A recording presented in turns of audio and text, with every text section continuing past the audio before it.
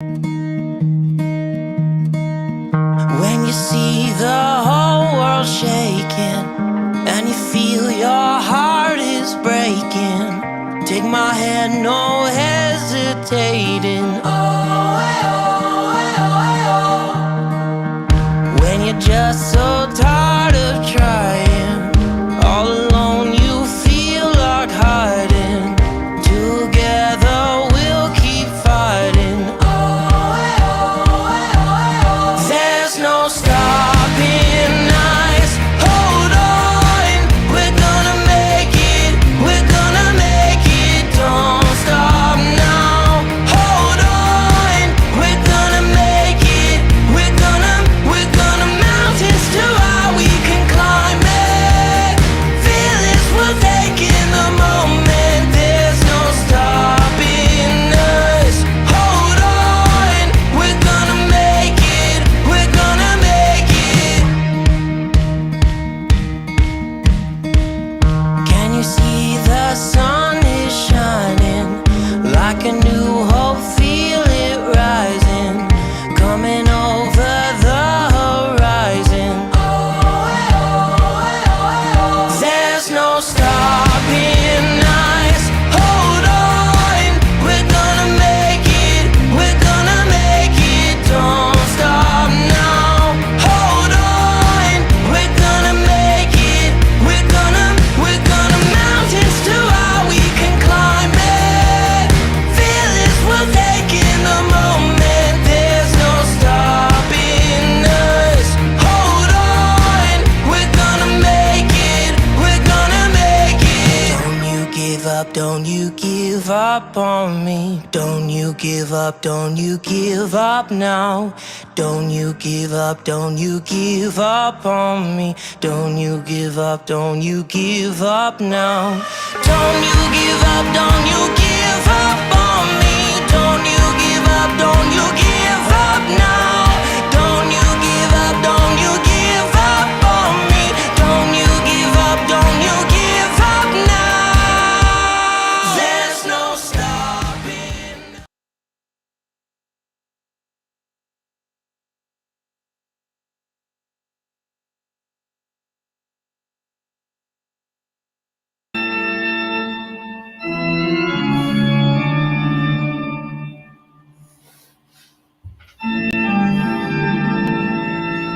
Happy Halloween.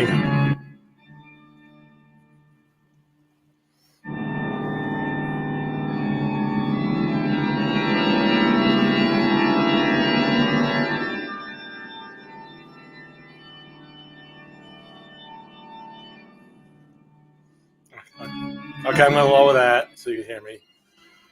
Of course, that's Bach's Toccata and Fugue.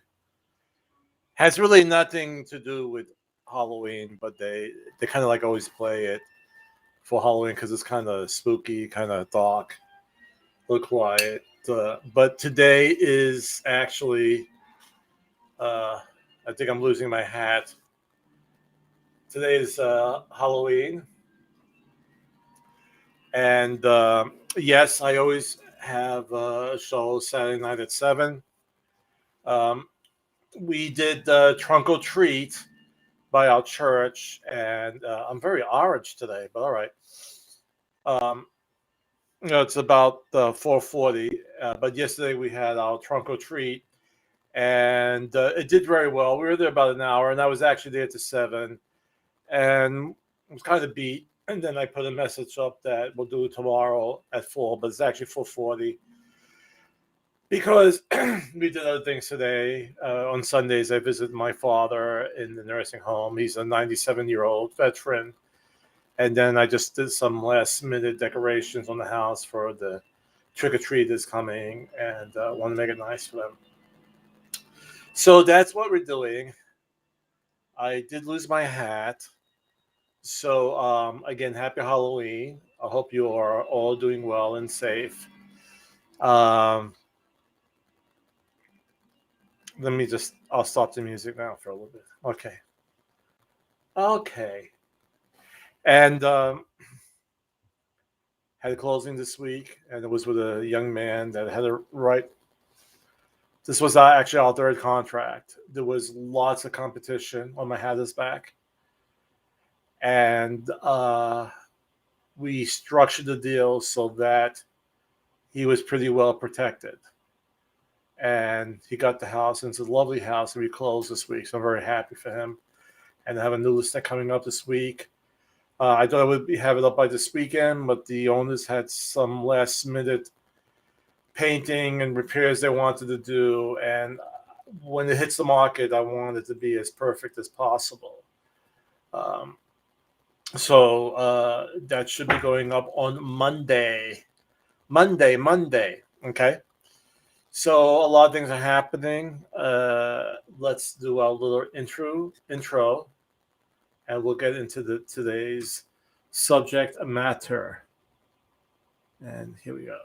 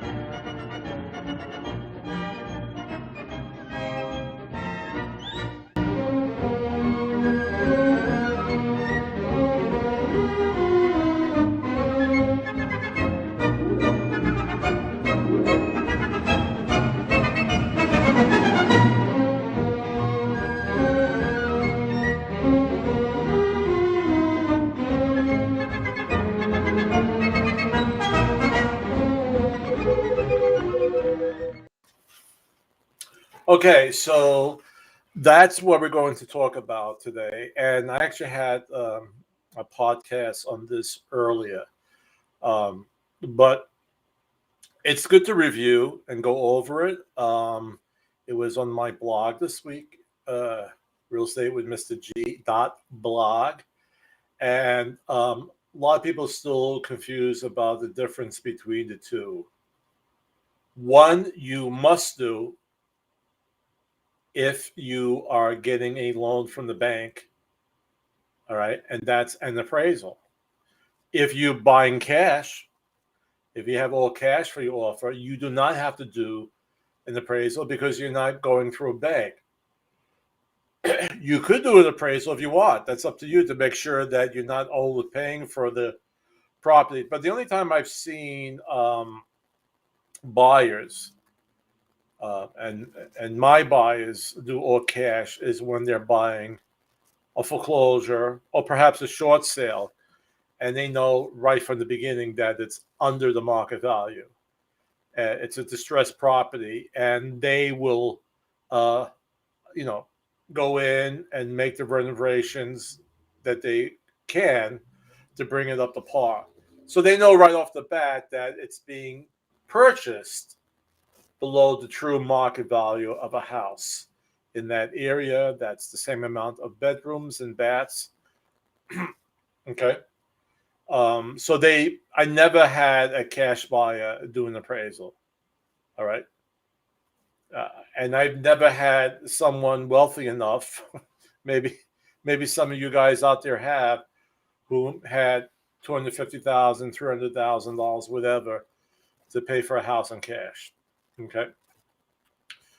But if I was buying for myself and I had the cash, I might want to do get an appraisal done. We as agents, we do comparative market analysis. All right. And we will look at houses in the area, right? And usually using a 1 mile radius around the subject property, we will look at homes that are, for instance, if the subject property is 3 bedrooms, 2 full baths, and let's say had a garage, 2 stories, we would find comps in that area of that 1 mile radius that are active at the present time, that have sold within the last 6 months, and that went pending in the last 6 months, and see if the prices are comparable, right? If what this person, or let's say I am representing the seller, to make sure I get them the right price. And many times, pricing a house through appraisers, it's very, very subjective.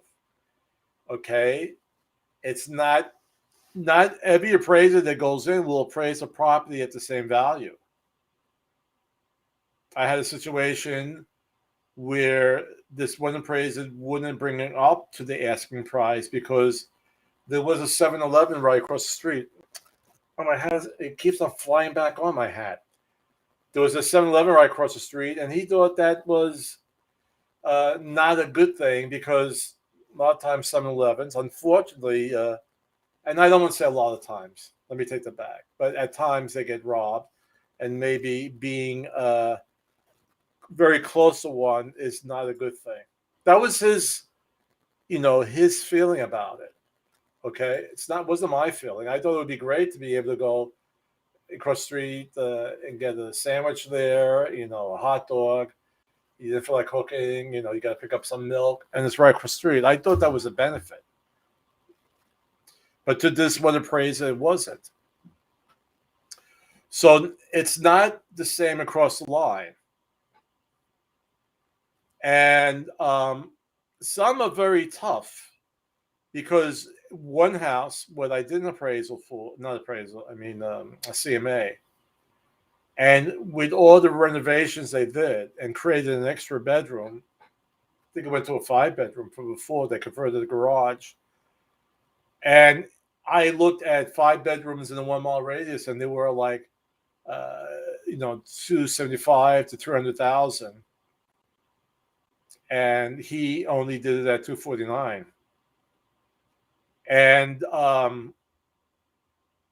And we didn't originally price it that much higher than that. I think we priced it at around $259,000. But he said that the neighborhood that it was in, which was a beautiful neighborhood, compared to the other ones that had similar homes, were, to him, was a better quality of homes. I didn't see that. There were beautiful homes around this property. There was no question for me. But he marked it lower. So it's very subjective. And that's the bottom line. Whatever agent you work with to list your home, we could give you that ballpark, range of where you could list your property. The next step is then to look at similar properties, and let's say you didn't do any upgrades within the last 10 years, and then the next one has upgrades. Well, that house will be worth more, okay? So you have to go not only by the amount of bedrooms and the amount of baths and the square footage, and if it has a garage, you have to look at the interior photos, and see if that's matching up. So doing appraisals, it's not really that easy, okay? We have all brokers now, or agents have, we have the software, and it spews it out within 20 seconds. But it really has to be analyzed. It has to have that human touch, because it has to be analyzed closely by looking at those interior photos of the comps. All right. So I went deep into appraisals, all right, and how they have done. But to go back to the original point, they must be, if you're going with a bank loan, an appraisal has to be done. And the appraisal is finding out the value of the home. So let's get up our lesson of today. Okay. So it says knowledge is power when it comes to appraisals and inspections.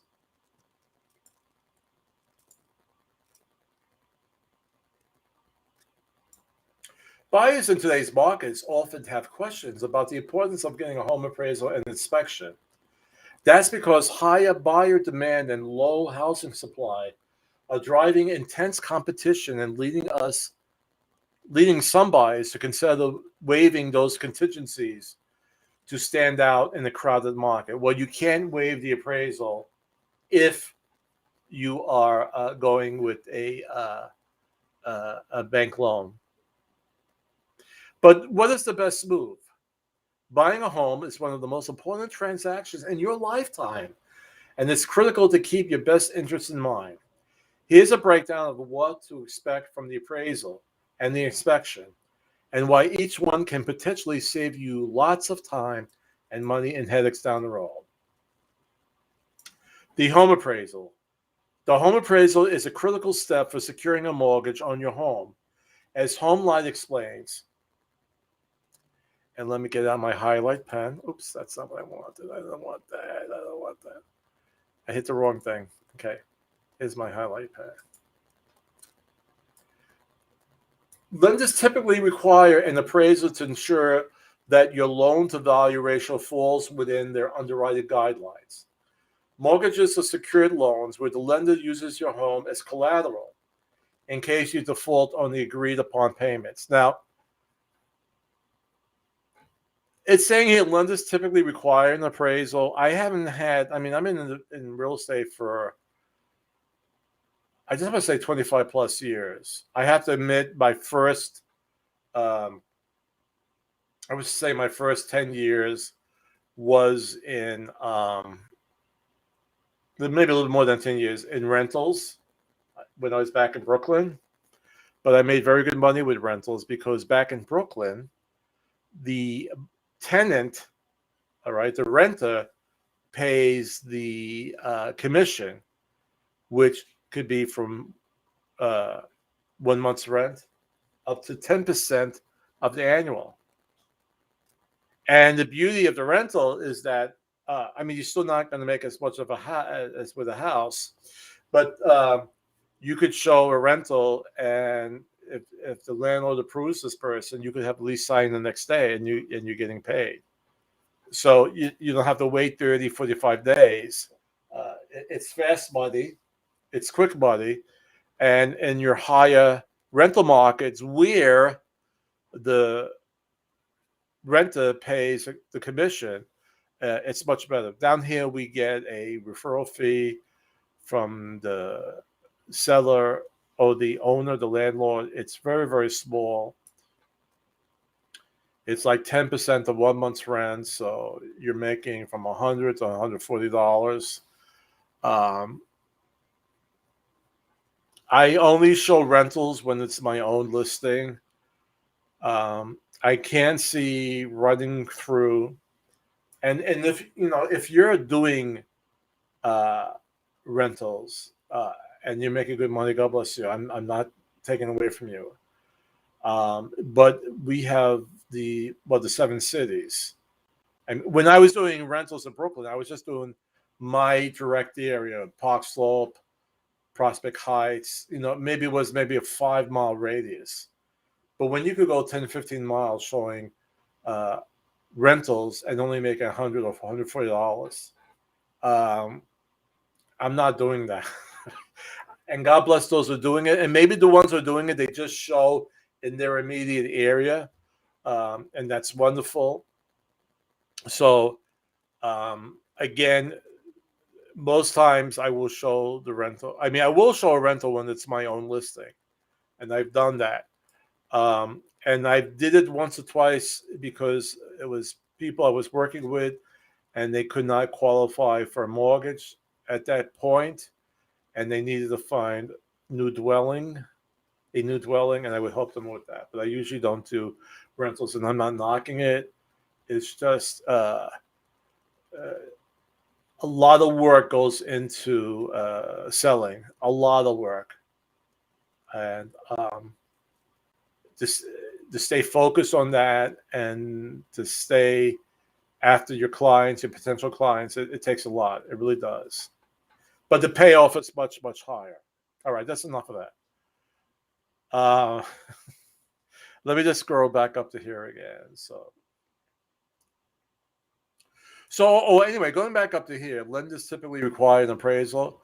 I never see typically. They've always required appraisal. I think the only way they may forego an appraisal if you were putting down so much money. Let's say a house is worth 300,000, and you're putting down 200,000, and they know, well, for sure, it may not appraise at 300,000, but it may appraise at 280. But you're putting down the house is definitely worth $100,000, so they may forego an appraisal. I personally have not seen that. Again, if you're working with clients who have a lot of cash, it may work, but I have not seen that. All right, so put it down to here. To put simply, when you apply for a mortgage, an unbiased appraisal typically required by your lender is the best way to verify the value of the home. The appraisal ensures the lender does not loan you more than the home is worth. Okay? So going back to my example, if it's a $300,000 house and you're putting down 200,000 and you're only financing 100,000, well, the bank would say, well, the house without question is worth much more than 100,000. That's all we're lending you, so we may forego it. But again, I'm going to repeat, I have never seen that. So the next step, when buyers are competing like they are today, bidding wars and market conditions can push prices up. A buyer's contract price may end up higher than the value of the home. This is known as an appraisal gap. In today's market, it's common for the seller to ask the buyer to make up the difference when an appraisal gap occurs. That means, as a buyer, you may need to be prepared to bring extra money to the table if you really want the home. So let's going back to my house that in my example that was worth 300,000, and it goes out and its appraisal is only worth 280.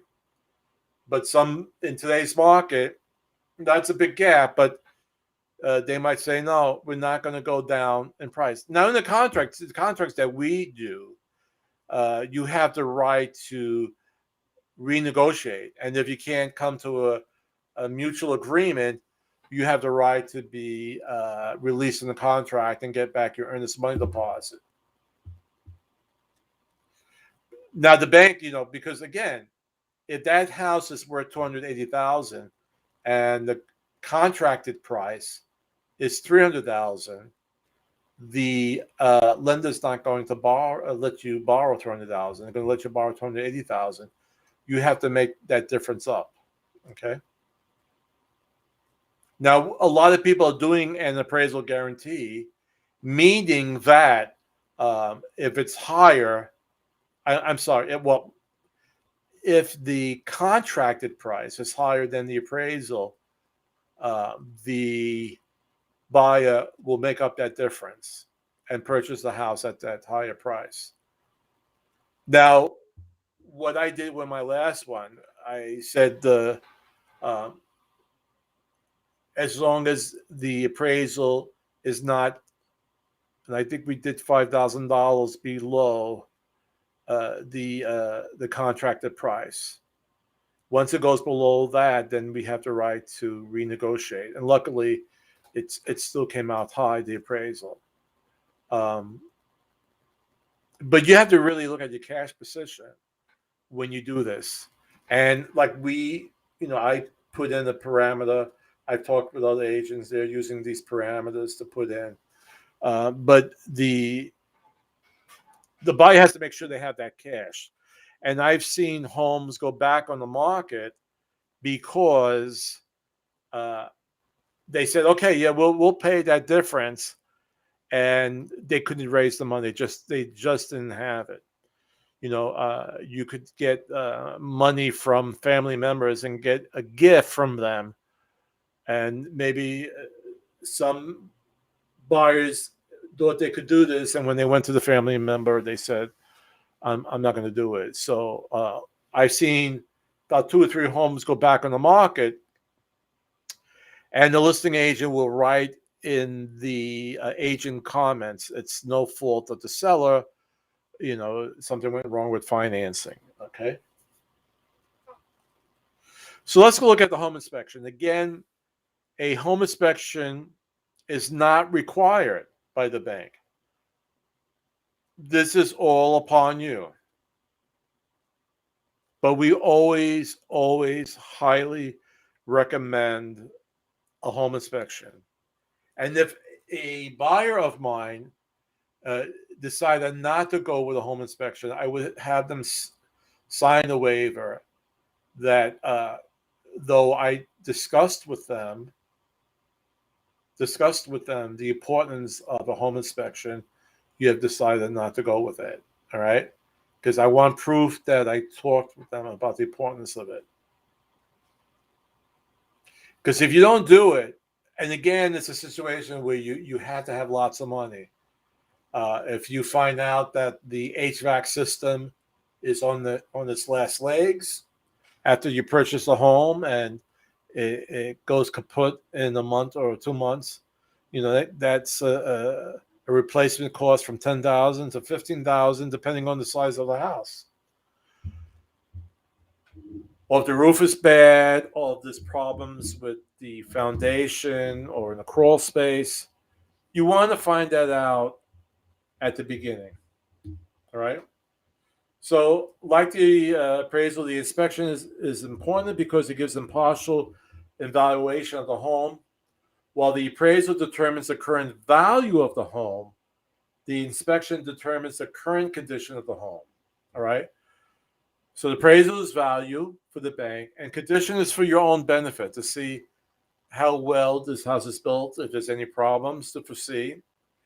And in the past, before we had this crazy market, a lot of times the seller will make repairs to the house from that home inspection. Not every single thing, because you always get the buyers who say everything that the inspector says, the 20 items that they, said, I want the seller to fix. And sometimes the sellers will do it. Sometimes they'll say, all right, I'll do 15 out of the 20 if the buyer could do 5 of them. And it's a negotiation again, the same way it is before you ratify the contract. All right. And the seller might come back and say, I'll do 15 of them, but can you take care of these 5? And the buyer might say, okay, I'll take care of the 5. And now you've settled the home inspection. For us, it's called the PCRA. That's the acronym for the Property Inspection Contingency Removal Addendum. And that means you've taken off that home inspection contingency from the contract, and now you're going straight to closing. All right. And at that point, I always say to my buyers, now you work very, very closely with your mortgage loan officer. Whatever paperwork he or she needs, you just get it to them. And we're at that point between maybe 2 weeks to 3 weeks to closing. So home inspections are the opportunity to discover the major defects that were not apparent at the buyer's showing. Your home inspection is to help you make an informed decision about the house, including its condition. If there are any concerns during inspection, an aging roof, a malfunctioning HVAC system, or any other questionable items, you have the option to discuss and negotiate any potential issues with the seller. Your real estate advisor can help you navigate this process, meaning me, and negotiate what, if any, repairs need to be made before the sales is finalized. Keep in mind, home inspections are critical because they can shed light on challenges you may face as the new home buyer. Without an inspection, serious, sometimes costly issues could come as a surprise later on. But again, the home inspection is not mandatory. The bank is not asking for that. That is for your own, that you're finding out everything that is either wrong, or maybe what's actually very good about the house. It doesn't always have to be negative. And your home inspector will tell you ways of what to do to help maintain it and keep it going if there's certain issues with the house. Some of them are not critical. Some of the things that you have to keep an eye out for. But a lot of people at the very beginning of this pandemic, when things were really, really crazy, were completely forgoing the appraisal. And that's really a bad thing. And I saw that because going on looking for homes for my buyers, you could see a house going on the market, let's say October 26th, and by October 29th, it was in pending. Now, pending means that you have a ratified contract, and there's nothing else contingent upon that. A contingency would be a home inspection, all right? Because you have a ratified contract contingent upon having a very successful, and I don't want to say successful, it doesn't mean that you're not going to find anything wrong with the house. But if you do, you worked it out with the seller, maybe the seller will make some repairs on it. Maybe you will agree to make some repairs, but people were forgoing it and not knowing what they were getting into. Then things changed a little bit, and they were to win the contract from the other office. Then you would say, I'm going to do a home inspection, but it's only for informational purposes, meaning I just want to know if I want to continue with the contract. If I find a lot of things wrong with the house, I'm just going to ask for my money back. And what happened, too, because of the pandemic, and for about a year and a half, people weren't going on vacation. They weren't taking trips to Europe, to Asia, to wherever. And they weren't eating out a whole lot. So a lot of people had saved up money. So they're saying, well, if there's anything wrong with the house, I have the money to make the repairs. But you don't want to find out that there's really big costly repairs, like an HVAC system going on the fritz, or the roof is, at its end of its life expectancy. If it's constructional, architectural roof, we're talking about 30 years, all right? Or there's foundation problems. These big items. So people are saying, okay, I'll do the home inspection, but just for myself. I'm not going to ask you to make any repairs. I'm hoping it goes back to where the seller will make some repairs, because I've seen some sellers like really, really getting lazy now. Even though they did some renovations, they've let some things out. And they're small things, but they're so small that they could have been done. And I'm just going to leave it there as that, okay? So appraisal is needed if you're using a loan. You're finding the value of the house. So the bankers actually find the value of the house because they're lending you that money.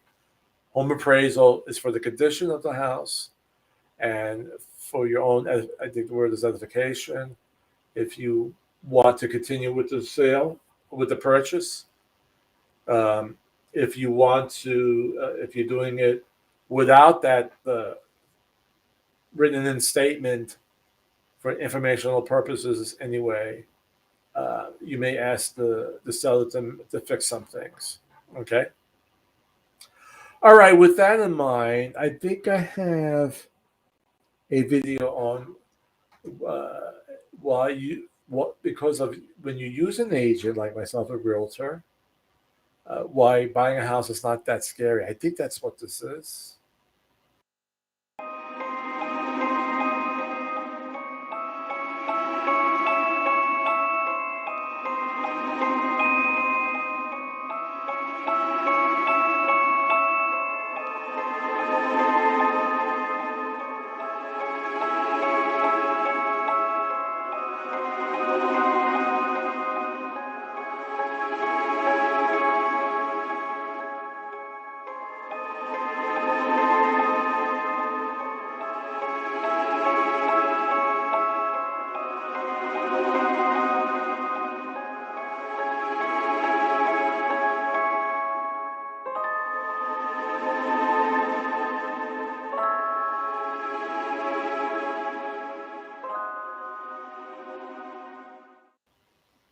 Okay?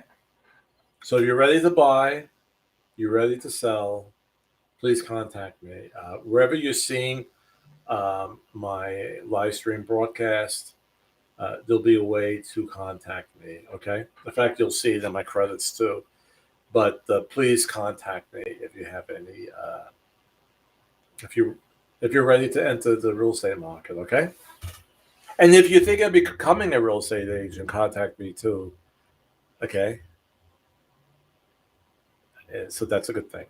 All right. So I'm hearing from our producer. We may have a famous celebrity in the audience who is actually very apropos for Halloween.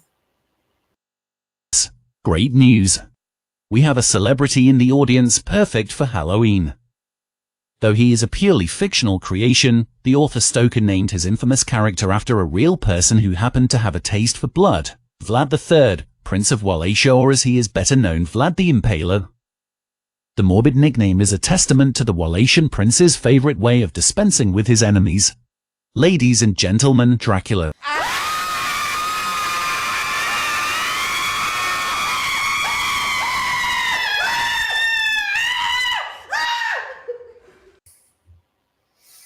All right, so that was Dracula. I'm glad he stopped by for Halloween.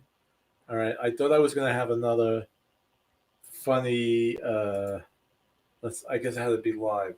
Is it going to come now? Okay. Something. All right. I thought I was going to have a funny face on. Let's try this one. Would this work? I don't know what's happening. Okay. All right. That's enough. We did enough for Halloween.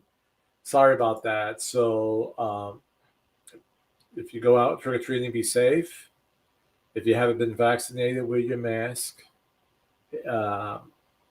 And if you haven't been vaccinated, please, I think you should. I'm going this week. My wife and I are going this week for our booster shot. I think it's important. All right. Be kind to each other. Remember, the greatest power we have is to love, and the greatest gift is each other. All right. And I'll see you next week. Happy holidays.